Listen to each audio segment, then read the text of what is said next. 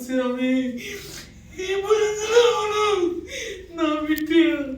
నా బిడ్డ నన్ను కక్కుతూ ఈ ఊరు వాళ్ళకి నేనేం బాగా చేసినా చెత్త చేసిన వాళ్ళంతా ఉన్నారు కదరా బాగా నాకేం చేసినారా అయ్యో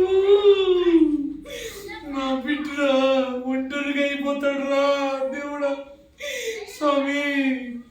వెళ్తున్నాను రా వెళ్తున్నాను చెప్పండి